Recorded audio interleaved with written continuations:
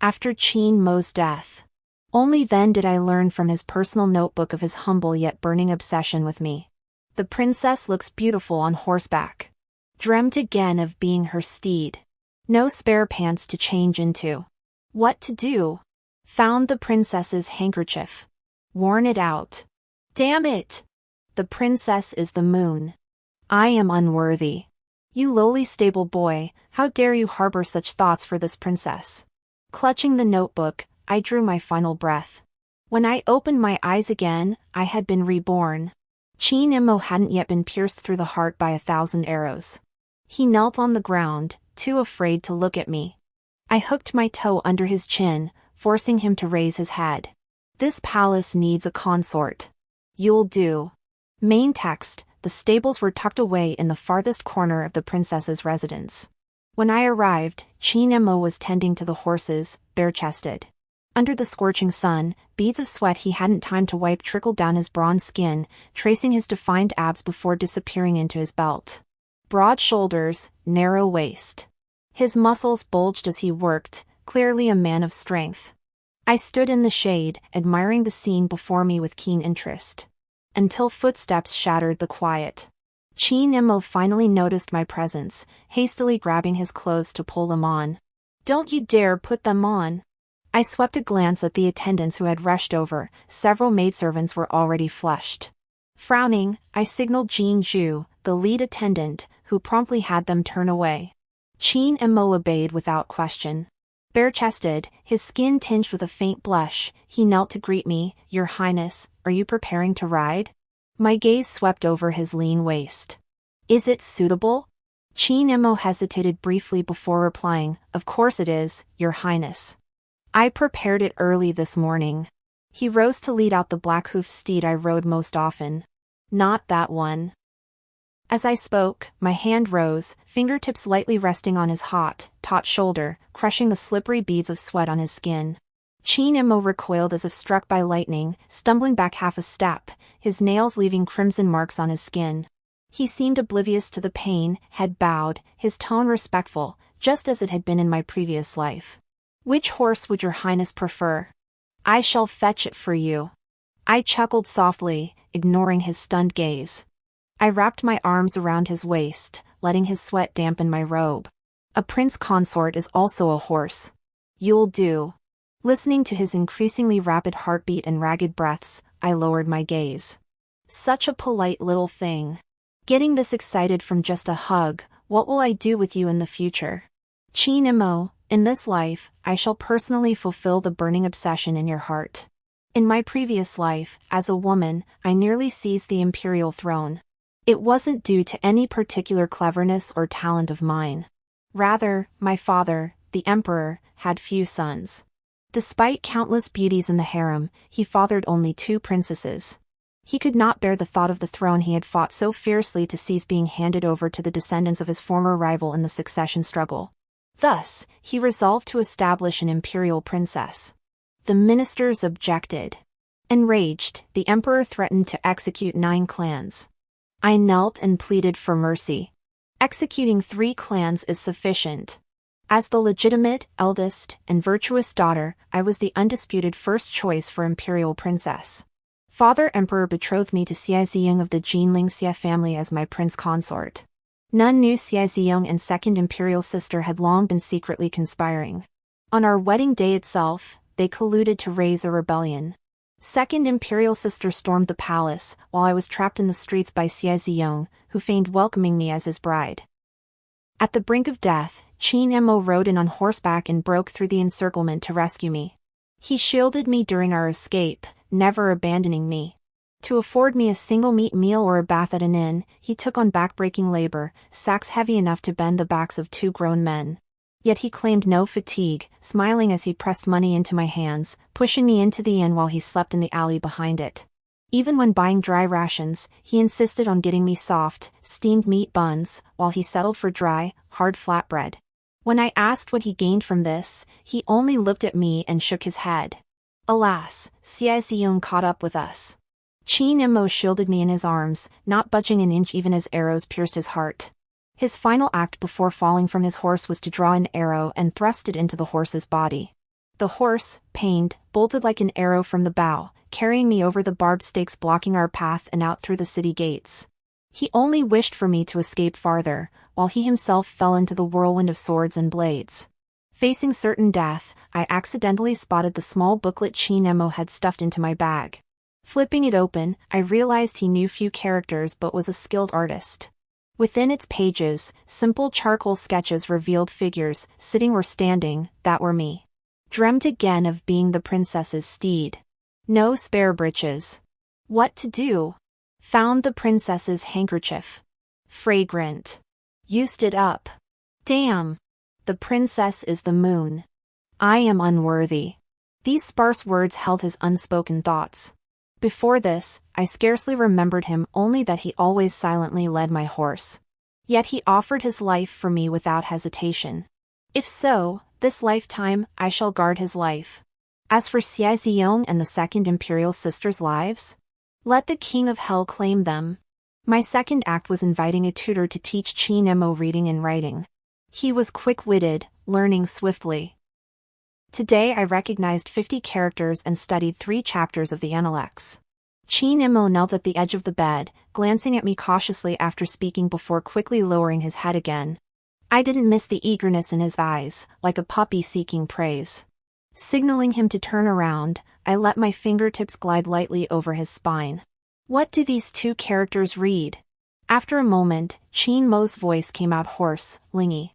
Satisfied, I pinched his earlobe, it felt scorching hot. Correct. That is my name. Then I wrote 2 more characters. The paper beneath my fingertips was taut and trembling, as if struggling to suppress something. And these 2? Qin Mo. This is your name. Can you write these characters? I leaned in suddenly, our noses meeting without warning, our hot breaths mingling. A faint flush colored the corners of his eyes, his gaze shattered and hazy. The youth hadn't yet learned to suppress desire. Though he bent his waist low, he couldn't contain the heat rising there. Thankfully the fabric was sturdy, otherwise it might have popped right out. Qin Mo flushed crimson, desperate to flee. I'll fetch paper and brush to write it for you, master. Why would I grant his wish when I had nothing better to do than tease a puppy? Kneeling close against his chest, I held out my palm. Right. Qin Mo's Adam's apple bobbed, a thin sheen of sweat glistening on his nose. Veins bulged on his knuckles as his index finger curved, the callous tip pressing into my palm. A tingling sensation spread from my palm to my heart, my legs suddenly weak. I instantly understood why Qin Mo had reacted so intensely. I clenched my hand tightly, enveloping his fingers. Stop writing. A flicker of hurt crossed Qin Mo's eyes. My heart softened. I wrapped my arms around his neck and kissed the corner of his lips. This is your reward. I asked him again, do you like me teaching you to write like this? He nodded instinctively, I do. Then what about my reward? Qin Mo's gaze darted away. Master, this is improper. I didn't waste words, reaching to undo his belt. He grabbed it urgently, his face flushing crimson. After hesitating for a long moment, he mimicked my actions and kissed the corner of my lips. I raised my hand to stroke his chin. Such a good boy. So clever. My pure little darling. Jinju announced outside the door, Your Highness, it's time to depart for the banquet at the Marquis residence. I pulled Qin Mo to his feet. It was time to meet my imperial sister and Xie Ziyong. In my previous life, driven to the brink by Xie Ziyong, I refused to suffer humiliation and drew my sword to end my own life. Only after death did I learn this was a world akin to a storybook, where Xie Ziyong and the second imperial sister were the so-called male and female leads. They seized the fortune of others, becoming the favored children of heaven in this world. After plotting to usurp the throne, the 2 saints ruled together, governing the realm hand in hand for a lifetime, composing a legendary love story. As for me, my remains fell into a cliff, devoured by wild beasts. No sooner had I stepped from the carriage than I heard the second imperial sister's voice. Sister, why have you come? She wore a pink gown, her round face breaking into a smile that revealed dimples. No one could look upon that face and feel guarded. Recalling all the affection I'd ever shown her, I wanted to slap myself twice. I came because I wanted to. Faced with my cold, hard demeanor for the first time, Linghua's eyes immediately filled with tears. Sister. I ignored her, selecting a spot and pulling Qin Mo to sit down. 3 or 5 young gentlemen entered from outside. Upon seeing me, Xia Ziying instinctively hid the velvet flower in his hand behind his back. Your subjects greet Princess Lingyi and Princess Linghua. After the others followed suit with their bows, the young nobles began to tease. Brother Xia, bring out the velvet flower. Princess Lingyi is here, after all. No wonder you mentioned giving it to your beloved when settling the bill earlier, you knew the princess would come. Indeed, it was Xia Ziyong who first declared his undying affection for me, and he was the one who petitioned the emperor for our marriage. As the most promising young heir of the Xia clan, with his handsome features and scholarly talents, he truly was an excellent candidate for my consort after I ascended the throne. Alas, in my previous life, I failed to see through his disguise. Xia Ziyong presented the velvet flower, his smile gentle, for you, Lingyi. I recognized this flower. In my past life, it had adorned Linghua's hair. She treasured it dearly. When I asked her about it, she claimed it was a gift from an admirer. Thinking of this, I reached out to take it. Then I made a few tsk sounds at the little dog in a lady's arms at the banquet. The puppy immediately scampered to my feet, circling around. I bent down and pinned the velvet flower to its ear. The little dog spun excitedly, tongue hanging out. Just like Qin Mo. Though even when Qin Mo stuck out his tongue, he looked shy. Xia Ziyong's face turned ashen. Princess, if you do not accept my feelings, simply say so. Why humiliate me like this? Linghua tugged his arm in feigned disapproval. Our imperial sister is in a poor mood today. Do me the favor of not provoking her. Xia Ziyong stormed off to sit at the farthest seat from me. I smiled at his retreating back. The real humiliation was yet to come. Throughout the banquet, I ignored the scrutinizing glances of others, my gaze fixed solely on Qin Mo. His eyes were focused as he peeled the orange, his fingers long and dexterous. I opened my mouth, and he obediently fed me a segment. Seizing the moment, I bit his finger, my tongue tracing his fingertip. Sweet! That single, muffled word made Qin Mo's face flush instantly. TSK. I felt like some lecherous rogue teasing an innocent woman. I released my bite, and Qin Mo hastily withdrew his hand, but his sleeve accidentally knocked over a wine cup. Flustered, he pulled a handkerchief from his bosom to wipe the spill.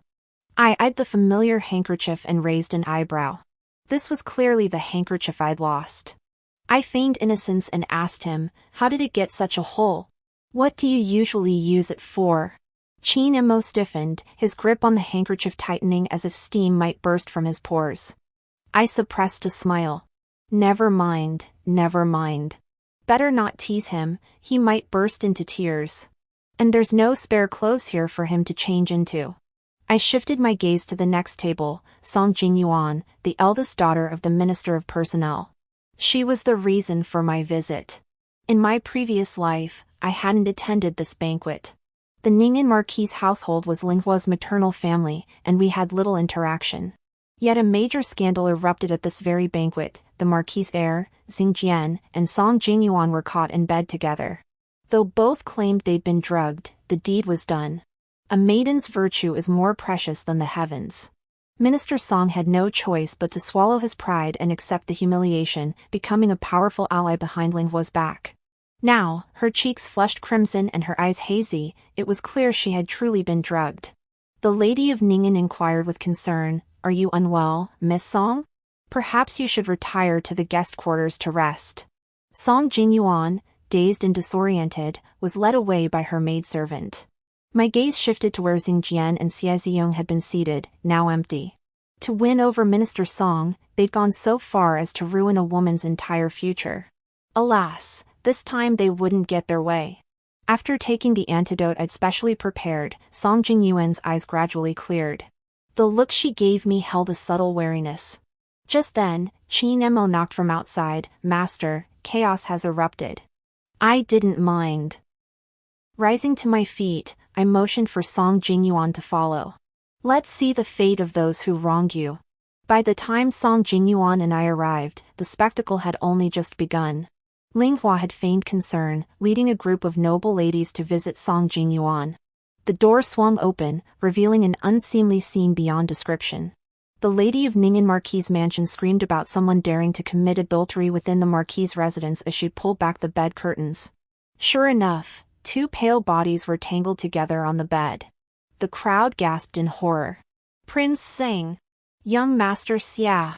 Everyone was transfixed by the scene before them, completely oblivious to Song Jingyuan and me standing silently behind them. Ling Hua's face turned ashen. She tried to shoo everyone out, but though they agreed verbally, their feet moved slower than ants.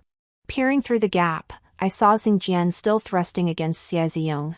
Just as I leaned in for a closer look, a hand covered my eyes. TSK. Seems even the so-called male leads aren't flawless. Thank goodness I didn't marry Xie Ziyong in my past life, I'd never have been happy. I tilted my head and winked at Qin Mo, mouthing silently, not half as good as you. Qin Mo's eyes widened. I quickly pressed down on Qin Mo, who was about to excitedly lift his head regardless of the situation. This princess will never admit to secretly watching him bathe last night. Xie Ziyong's senses slowly returned. He looked at Xingjian on top of him, then scanned the crowd. His eyes brimmed with despair, grief, and hatred. No! This can't be right! Without hesitation, he grabbed the jade pillow and smashed it into Xingjian's head. Blood splattered the white gauze. Indeed, you only truly feel the sting when the whip falls on your own flesh. In a secluded alley, Song Jingyuan blocked the carriage. Renowned as the capital's most celebrated scholar, she couldn't fail to realize she'd been set up. In her previous life, panic and fear had clouded her judgment, leaving her to uncover the truth too late. Xingjian had always been a womanizer with peculiar tastes. After Ling Hua ascended the throne, his true colors emerged. He presented the pregnant Song Jingyuan to his friends for their amusement. The once celebrated literary genius of the capital was humiliated, dying with unclosed eyes. Now, she knelt on the ground. Princess, for saving my life, this humble servant shall repay your kindness with lifelong devotion. I offered no pleasantries to Song Jingyuan. Naturally, I seek to repay this favor. Song Jingyuan lifted her gaze confidently. I will persuade my father. Rebirth doesn't grant one sudden wisdom. I couldn't be bothered with such convoluted schemes. My only advantage was knowing whom to send to hell first. So I played along, substituting the drugged wine with 3 cups of a stronger concoction. The Marquis of Ning'an, having fathered a son late in life, doted excessively on Xingjian, only for Xie Ziyong to strike him dead. He intended to petition the emperor directly, but Ling Hua intercepted him. If the emperor ordered an investigation, the scheme orchestrated by her, the Xie family, and the Marquis of Ning'an to frame Minister Song would be exposed. Minister Song had once served as Chancellor of the Imperial Academy, and many officials shared a teacher-student bond with him. Failing to win his favor would only create more enemies. Unable to swallow his pride, the Marquis of Ning'an, overcome with grief and fury, disregarded Princess Ling Hua's status and ordered his servants to expel her from the manor without mercy. At the time, to solidify evidence of Xingjian and Song Jingyuan's affair, Ling Hua had summoned numerous witnesses. Now, it had come back to bite Xie Ziyong like a boomerang. Despite her repeated warnings, the scandal of Xingjian and Xie Ziyong being caught in the act spread like wildfire throughout the capital. Even beggars at the city gates had something to say about it. Being caught in bed with another man was bad enough, but the real shocker was that Xie Ziyong was the one on the bottom. The Xie family, mindful of their reputation, immediately enforced their household code upon Xie Ziyong, banishing him from the family estate. His buttocks must have suffered greatly following him. As for Ling Hua, the idea to drug him was hers. With things escalating to this point, the Ning'an Marquis' household would have gladly skinned her alive, and Xie Ziyong grew increasingly distant from her. In an instant, both her overt and covert pillars of support deserted her. All 3 swallowed their pride and bit their tongues. I seized the chaos to erase every trace, then reaped the benefits. Regardless of the role I played, the fact remains, I saved Song Jingyuan. She was the sole daughter of Minister Song. Lady Song had slipped her away under cover of night, bearing the minister's promise. I had just sent her off when Jin Zhu arrived, panting. Your Highness! Trouble! They've beaten Master Qin. Whoever dared strike me in my own residence must think their head is too heavy. Even through the courtyard wall, I could hear their mocking laughter. A lowly stable slave. Not even fit to be the princess's dog. The princess merely amused herself with you for a moment. You actually think you're someone. Rage surged through me as I kicked open the courtyard gate. 3 men turned in unison. I blinked. These 3 seemed to be my male favorites. Just as men in power have women thrust upon them, these were subjects presented to me. It was a gesture of goodwill, hard to refuse. In this life, they had already entered the mansion before my rebirth. Later, with Qin Mo by my side daily, I'd overlooked the fact that these 3 still resided here. They hurriedly paid their respects. Qin Mo stood frozen nearby, a bruise marring his lip, his clothes torn, lost in thought. My heart ached. My expression hardened. Who gave you permission to lay a hand on Qin Mo? Your Highness, he provoked us first. I prepared soup for you, but he insisted on testing it for poison. After taking a sip, he declared it too sweet, knowing you dislike sweetness, and poured the entire pot into the flower bed. When I came to recite poetry with your Highness the day before yesterday, he claimed you were absent. Only today did I learn you were present the entire time, he deliberately lied. And me. Seeing Qin Mo's obedient demeanor, I never expected he'd secretly learn to bully others under someone else's authority. I raised my hand to cut them off. Enough. I'll punish Qin Mo myself. You may withdraw. After dismissing the 3, I pulled Qin Mo back to the sleeping chamber. While rummaging through chests and cabinets, I ordered, "Take off your clothes. Lie on the bed." Only when I found the ointment did I notice Qin Mo hadn't moved. I spoke coldly. "What did I tell you to call me?" "Master." I moved closer to him, and what does Master say? Qin Mo replied with perfect naturalness, "What Master says, the little dog must obey." So what should you do now? Take off my clothes, go to the bed, and wait for Master. I curved my lips. When I first brought Qin Mo to my side, no matter what I did to him, he'd insist he was a servant, that it was improper. So I told him he wasn't a servant, he was my little dog, and dogs obey their masters best. But now, my little dog was disobeying. Qin Mo knelt on the floor, his body trembling slightly. Your Highness's bed is too soft. I am unworthy. With that, he bolted out before I could respond. Since my rebirth, I've been plagued by insomnia. The moment I close my eyes, memories of my past life flood back. Only with Qin Mo by my side can I sleep soundly. I rolled over. Qin Mo really has some nerve. I invited a tutor to teach him, let him eat and sleep with me, practically worshipping him to the heavens, yet he thinks I'm mocking him. How ungrateful. I rolled over again. Truthfully, I couldn't blame him. He had no memories of the past life. A princess as lofty as me suddenly treating him so well, then enduring that provocation from those 3 today, it was only natural for him to feel anxious and uncertain. I should have considered his feelings more. The 2 little voices in my head argued back and forth for several rounds. I sat up abruptly. Enough, enough. I'll comfort my own little dog. With that thought, I rolled off the bed to find Qin Mo. I'd given him the side hall of the sleeping quarters. He always took cold baths there after I'd fallen asleep. But no one was there. I turned toward the small hut beside the stables. When I arrived, Qin Mo sat on his bed, gazing dreamily at the moon through the small window. Shedding my cloak, I pressed him back down as he tried to rise, burrowing into his embrace. Too tired. Sleep. Qin Mo nearly cried. This place is filthy. Your Highness is precious as gold and jade, you can't sleep here. Filthy? Not dirty at all. I ignored him, wrapping my limbs around him to keep him still. His bed was so hard it made my back ache. After a while, Qin Mo gazed at my closed eyes, his voice almost a whisper, "Master, why are you so kind to me?" "Because you saved me." Qin Mo blurted out, "But it was you who saved me. If not for you, I would have starved to death on the streets." His words jolted me back. 5 years ago, during a blizzard. I passed a street corner while running errands and saw a little beggar collapsed on the ground. My heart softened, and I had him brought to the mansion. That little beggar was actually Qin Mo. This fool risked his life over something so trivial. Fighting back tears, I snuggled deeper into his embrace. Since that's the case, you should know even better that a life saved must be repaid with one's own. Qin Mo pressed his lips together, lowering his gaze without a word. I sat up abruptly.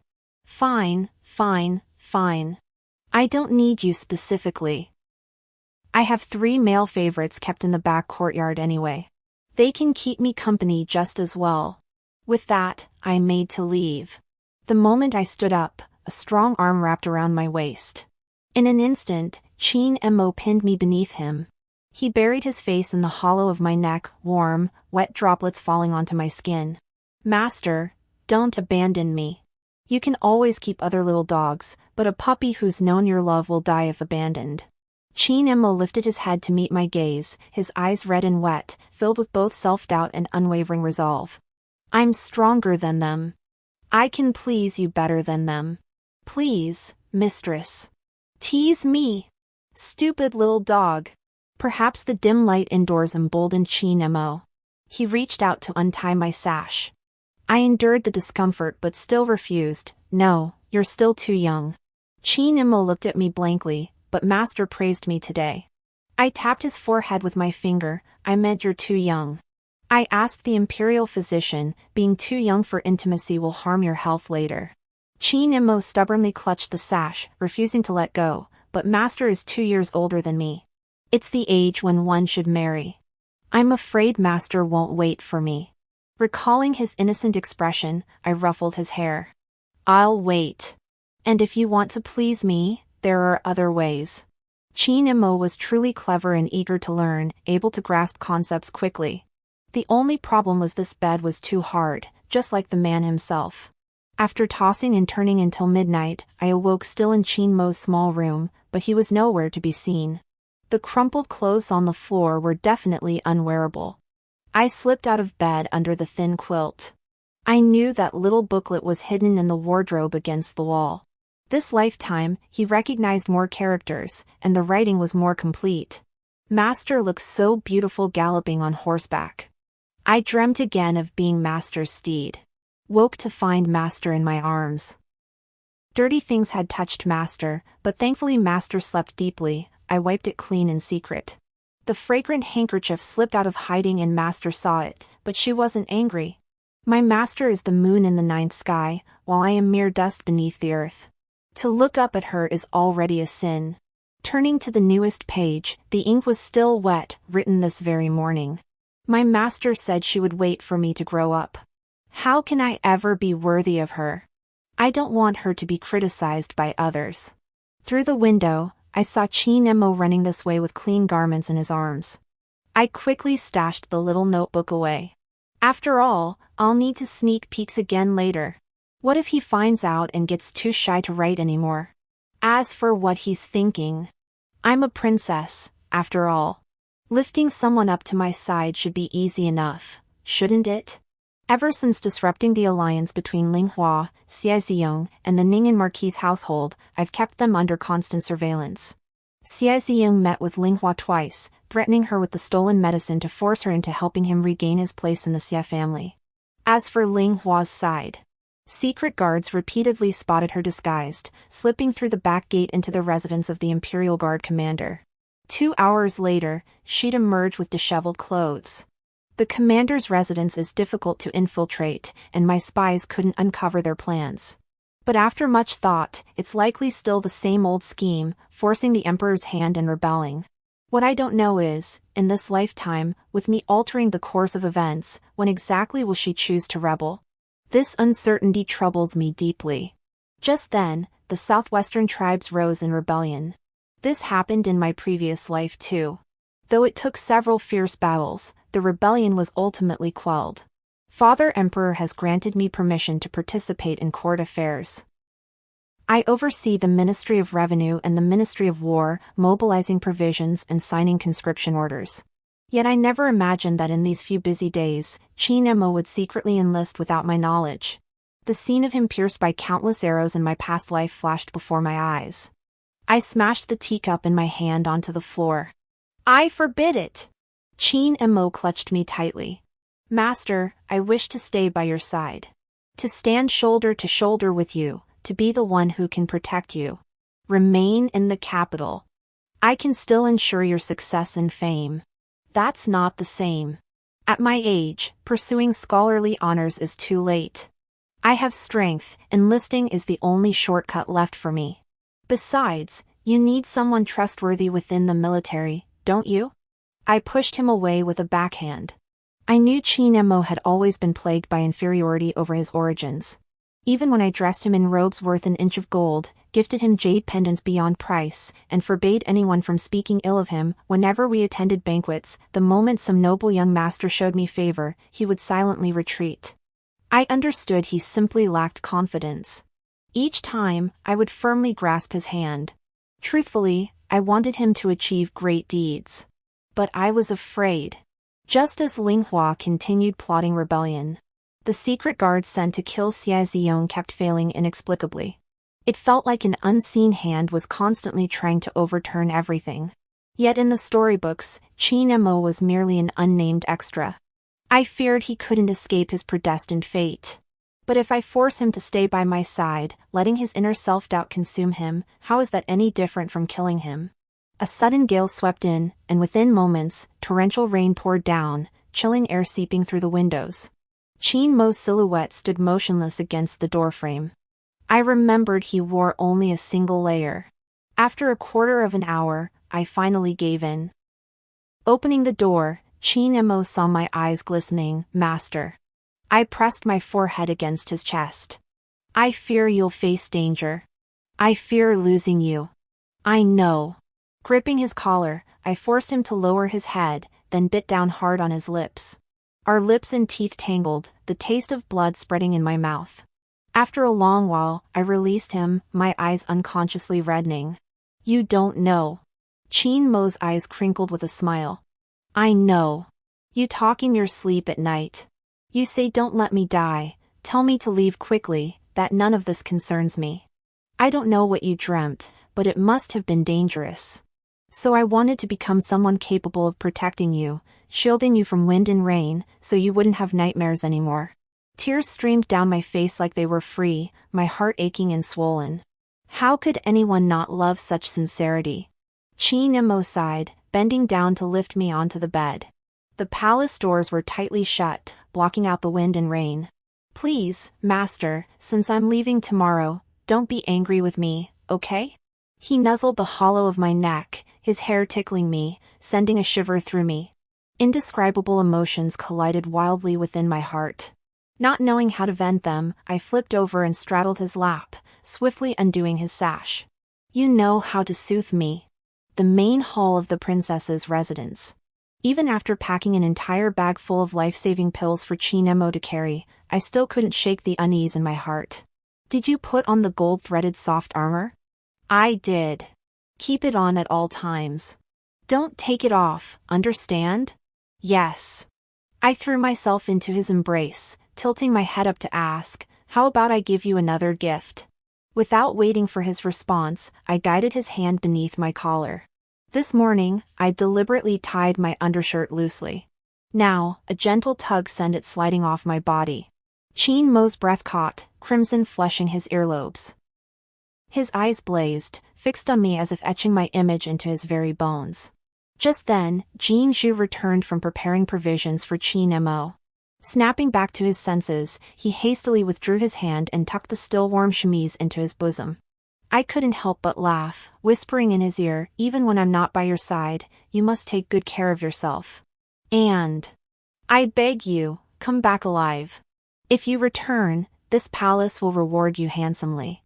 After Qin Mo departed, rumors spread throughout the capital that Princess Linyi had become obsessed with worshipping gods and Buddhas. Even after experiencing the bizarre phenomenon of rebirth, I remained deeply skeptical of divine beings. Yet now, on every 1st and 15th day of the lunar month, I journeyed to Guqing Temple on the city's outskirts to burn incense. I offered hand-copied sutras, beseeching all celestial deities to protect Qin Mo's safety. That day, as I returned to the mansion from the outskirts, Song Jingyuan hurried to meet me. Ever since I had extended aid to her at the Ning'an Marquis's residence, she had frequently visited the mansion to pay her respects. Later, I discovered her talents extended beyond poetry and literature to exceptional political acumen, so I invited her to serve as my advisor. I suspected she too had been robbed of her destiny. Otherwise, why would someone destined to shine meet such a tragic end in her previous life? Song Jingyuan's expression was grave. "Your Highness, it's utterly bizarre. The imperial examination results are out, and Xie Ziyong has placed among the top 3 candidates." Xie Ziyong had neglected his studies for over half a year due to the incident involving the Ning'an Marquis estate. Given his prior knowledge, placing in the 2nd or 3rd tier wouldn't have been surprising. Yet he secured a top 3 position. That was truly peculiar. I went to the announcement site. Beneath the towering city walls, a commoner-clad man leaned against the foundation, utterly devastated. This was a common sight, yet I inexplicably had someone question the man. His essay thesis matched Xie Ziyong's word for word. Yet the unsealed exam paper bore Xie Ziyong's name. Borrowing another's fortune, Xie Ziyong once again became the most talked-about youth in the capital. At the Qionlin banquet, he intercepted me. "It was you, wasn't it? You reincarnated too." I remained silent, my mind replaying his words when caught with Xingjian. "It shouldn't be like this." Xie Ziyong sneered coldly, "The biggest change this lifetime is you attending that banquet. You ruined my reputation." I neither confirmed nor denied it, only asked, "What do you want?" His brow held a mix of smugness and contempt. Ling Hua shamelessly slept with the Imperial Guard commander. She's utterly filthy. You, however, are a surprise. Unlike your promiscuous self from last life, you've remained pure this time. Even those 3 male favorites in your mansion are mere decorations. How peculiar. Since you've reincarnated, you should know, last life, I became emperor. It's my destiny to stand at the pinnacle. Ling Hua is unworthy of me. Only you are. So, let's rectify the regrets of our past lives. Marry me, and I can rightfully claim this empire. You'd better agree. Otherwise, I won't mind letting you die again. Confirmed. He was the fool Xingjian had made. So the so-called male lead was just a foolish, arrogant little man who didn't even understand why he was so fortunate. What truly terrified me wasn't them, but the unknown power behind them. My gaze swept over his lower body. "But you're tainted, and I'm not entirely satisfied with you." As if unseen hands were rewriting the plot. The only 2 things offering me solace were, Song Jinyuan no longer had ties to the Ning'an Marquis estate, and that frequent reports of victory came from the southwest, where the commander Li Pu always praised a young man in his dispatches. This youth helped him uncover enemy ambushes and capture their generals alive. He led 100 horsemen on night raids against enemy camps, burning their provisions. Both brave and resourceful, he truly possessed the talent of a great general. And that youth was Qin Mo. I believe that even the smallest variable could change the outcome. Even a faint light can pierce the fog. Summer rains fell steadily as the Southwest Rebellion was utterly quelled. After a year apart, my little dog was finally returning to my side. On the day the victorious army returned to the capital, high-ranking generals were summoned to the palace for the celebratory banquet. To love someone is to always spot them instantly, no matter where they stand. Entering the grand hall, I immediately saw Qin Mo among the officials. His skin had darkened, and the youthful innocence had faded from his brow and eyes, replaced by a sharper intensity. He had grown taller too. When we parted, he was only half a head taller than me, now I could only reach his shoulders. He'd grown so fast, one might mistake him for a bamboo shoot. And Qin Mo, who'd been expressionless until that moment, suddenly lit up with a gentle smile when he saw me. It felt like if the occasion were right, he'd circle me twice, wag his tail, and beg for a hug. The ministers all bowed in greeting. I walked to Li Pu and helped him up. "General Li, you've worked hard. You've earned another merit for dashing." Li Pu hastily replied, "Not at all. Thank you, Princess, for constantly supplying military provisions from the rear. It allows us to fight without worry. Of course, we also rely on all the brothers in the army, especially this young brother." As he spoke, Li Pu pulled Qin Mo forward. Young brother Qin reads, masters military strategy, and fights with such reckless bravery, as if he's not afraid of death. He vows to earn enough military merit to marry a wife. This humble officer dares to request the favor of an arranged marriage for him. I glanced at Qin Mo, stiff as a board, and smiled faintly. I understand. Young General Qin fights with such fearless valor, as if he's not afraid of death. With that, I flicked my sleeve and turned to leave. Behind me, Li Pu cheerfully slung his arm around Qin Mo's shoulder. How about that? Old buddy had a flash of inspiration to have the princess act as your matchmaker. Just wait, you'll be marrying a new bride soon. By the way, what's your bride's name? What does she look like? Qin Mo grimaced but offered no reply. Midway through the banquet, Father Emperor bestowed rewards for merit. Li Pu was promoted to second-rank assistant general, while the others each advanced one rank. As for Qin Mo, Father Emperor, intent on elevating young officers, directly conferred upon him the fourth-rank general of the Cloud Banner. Finally, the Emperor announced that 10 days hence, a memorial service would be held at Deepening Temple to pray for the souls of fallen soldiers.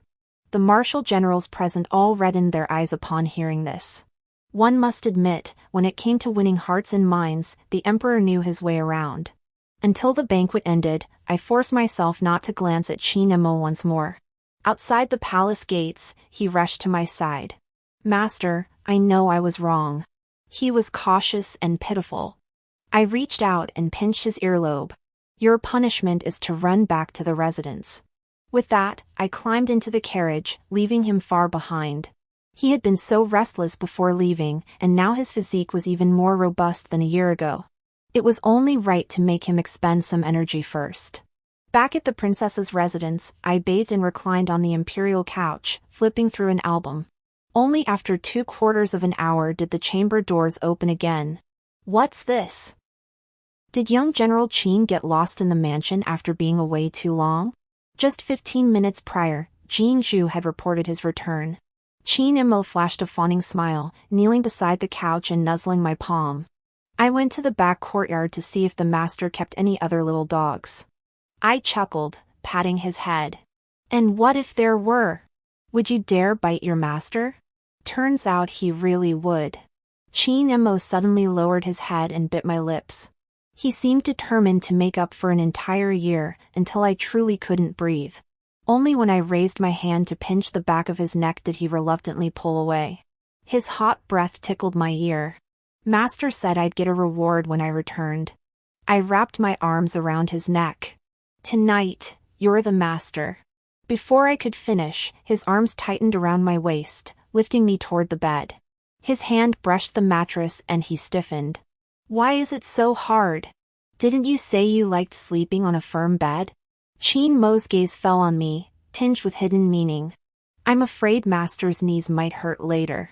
My little dog didn't seem quite so innocent anymore.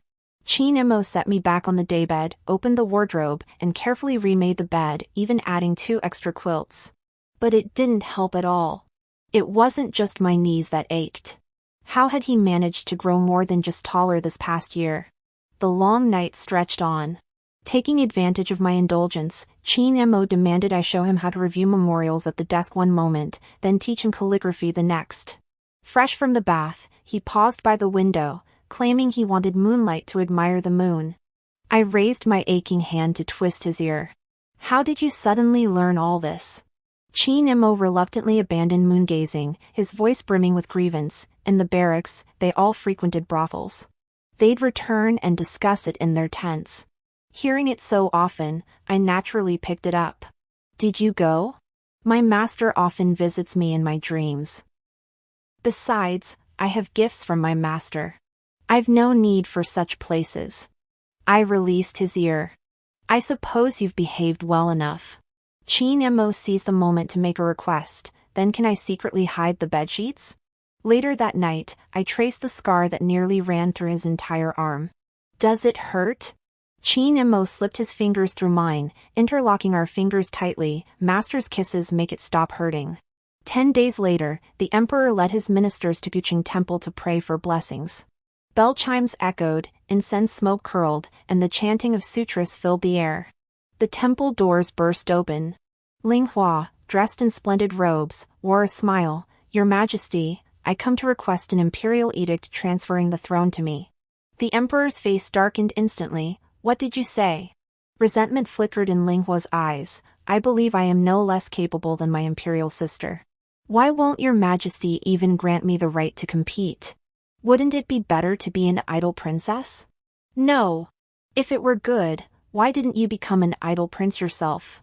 Why go so far as to kill your brothers?" That bloody past was the emperor's Achilles heel. His cloudy eyes flashed with fury. "Guards, seize this rebellious daughter." The room fell silent. Not a soul stirred. "Where is Wang Jin?" Wang Jin, commander of the Imperial Guards, stepped out from behind Ling Hua. "Your Majesty, today's guards are all loyal to me." Ling Hua snorted coldly. To send father on his final journey, someone must bear the blame. With that, Ling Hua's gaze finally settled upon me. My expression remained composed, showing not a trace of panic. After all, this was the same day as in my previous life. And I was fully prepared. Ling Hua frowned. "The mountain paths are heavily guarded by my men. Who do you expect to rescue you? Your Imperial Highness is mistaken. No one knows these mountain trails better than this palace." That included the overgrown path on the backside of the mountain. As the words fell, the clang of clashing blades echoed outside the temple. I knew it. Qin Mo had arrived with his men. The generals who had reacted in time clashed fiercely with Wang Jin's forces. Even Father Emperor had snatched a sword. I, however, hurriedly hid behind a pillar. Unskilled in martial arts, I naturally had to conceal myself. Qin Mo, brandishing a long spear, charged in first. "Master." Watching the soldiers pour in relentlessly, Ling Hua's confident expression vanished. She screamed, seemingly at no one in particular. "System. Didn't you say today's move would succeed? You claimed you could do anything. Where the hell are you now?"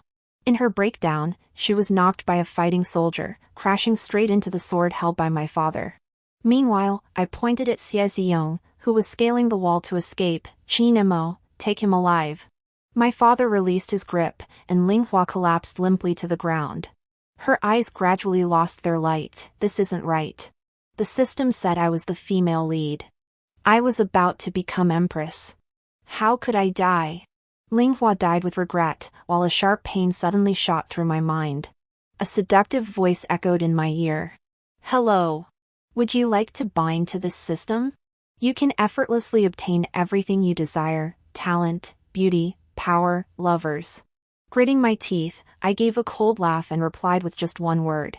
"Get lost." Out of the corner of my eye, I saw my father and mother retreat several steps before collapsing to the ground. "You are my only two daughters. I never wished to see you turn against each other. Why must it be this way?" I stepped forward to help him up, but he clamped down on my wrist. "Ling Yi, you dare to harbor private soldiers." "Father, without these private soldiers, the very foundation of Great Qing would have crumbled today. They protect your life, the empire of Great Qing. You deliberately lured me to Guqing Temple. You knew Ling Hua was plotting rebellion. Why didn't you tell me?" I rose, hands tucked into my sleeves, my gaze sweeping the room with icy calm. As the day of Ling Hua's rebellion from my past life drew near, I'd been agonizing over how to defend against it. It was Song Jingyuan who suggested this plan: create an opportunity for them, lure them into a trap, then wipe them out in one fell swoop. So why should I have spoken? Would he have believed me? If he'd shown mercy and spared Ling Hua, how could I have used his hand to eliminate these so-called male and female leads? The emperor remains this world's supreme ruler. Even the hand manipulating the plot must obey one rule. That rule is imperial supremacy. Without the so-called system Ling Hua proclaimed to protect him, Xie Ziyong was easily captured. He participated in the rebellion and was sentenced to death by the emperor's decree. Before his death, he kept shouting that he was the future emperor and such. The executioner, startled by his demonic words, lost his grip. It took several blows before the blade finally severed his head. I exhaled heavily, having grasped the crux of the matter. Ling Hua possessed a mysterious entity called the system. It relentlessly guided him to resort to any means necessary to fulfill his mission, ascending the throne. Xie Ziyong merely happened to be reborn while catching someone in the act of adultery. He seemed unaware of the system's existence, believing everything was destined by heaven. That system was a predatory tool bound to Linghua, the hidden hand manipulating the entire affair. Linghua and Xie Ziyong were its chosen protagonists. It helped them seize the fortune of the people, making them dazzling figures. And we, the supporting characters in this story, are meant to be their stepping stones, sacrificed with our own flesh and blood? I was torn apart by beasts. Qin Mo was pierced through the heart by countless arrows. Song Jingyuan died after enduring every humiliation. That commoner had his life stolen. I don't know if it vanished. Or perhaps, as long as human hearts harbor desire, as long as there's the will to seize what belongs to others, it could reincarnate in another form. Yet every soul that walks this earth is a protagonist in their own story. Our awakening became an uncontrollable variable to it, reclaiming the lives that rightfully belong to us.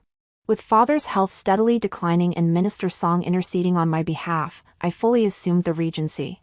The following year, Father passed away, and I ascended the throne as emperor. I appointed Song Jingyuan as Right Chancellor, commanding her to establish a women's academy and select female officials. As for that commoner, I issued an edict restoring his official rank, assigning him to govern a region and benefit its people.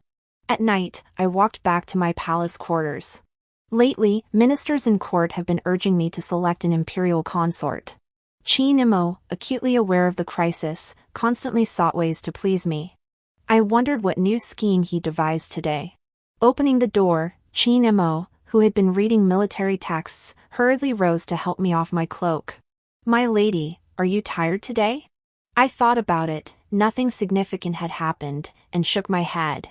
Not tired. Seeing my refusal, a dark flame flickered in the depths of his black eyes. His Adam's apple bobbed, his voice growing huskier. "Then, would my lady like to ride?" Following his gaze, I spotted something resembling a saddle resting on the bed. Almost instantly, I grasped its purpose. I turned to flee, but Qin Mo reacted faster, drawing me into his embrace. He nuzzled me pitifully. "Master, please?" I bit his shoulder. "You can only have me as your master in this lifetime, understand?" The Qin Mo of before would have blushed and nodded obediently, but now he dared to bargain with me. "Then can my master keep only me as a dog?" "Depends on your behavior." Truthfully, the imperial decree appointing him as consort had long been drafted, but I relished watching him rack his brains for me. In this lifetime, Qin Mo and I would stand side by side, witnessing an era of prosperity and peace, where rivers ran clear and seas were calm. The story concludes. Thank you for reading. The next chapter promises even greater excitement.